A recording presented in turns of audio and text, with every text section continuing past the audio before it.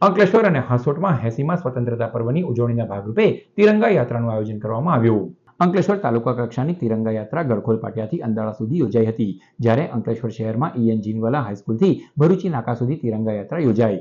રાજ્યના જળસંપત્તિ મંત્રી ઈશ્વરસિંહ પટેલની અધ્યક્ષતામાં યોજાયેલી આ યાત્રામાં દેશભક્તિના નારા અને તિરંગા સાથે મોટી સંખ્યામાં લોકો જોડાયા હતા.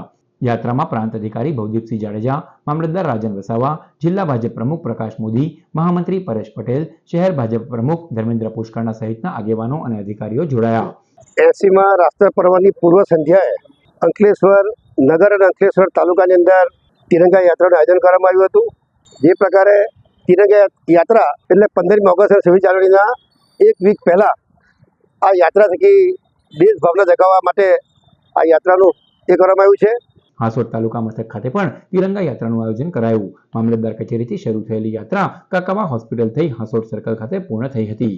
તો હાંસોટ તાલુકાની સાહોલ પ્રાથમિક શાળામાં ભવ્ય તિરંગા યાત્રાનું આયોજન કરાયું હતું. આચાર્ય નિલેશ સોલંકીના નેતૃત્વ હેઠળ યોજાયેલી આ રેલીમાં વાતાવરણ દેશભક્તિના નારાઓથી ગુંજી ઉઠ્યું હતું. યાત્રામાં શાળાના નાના મોટા વિદ્યાર્થીઓ હાથમાં તિરંગો લઈને ગર્વભેર જોડાયા હતા.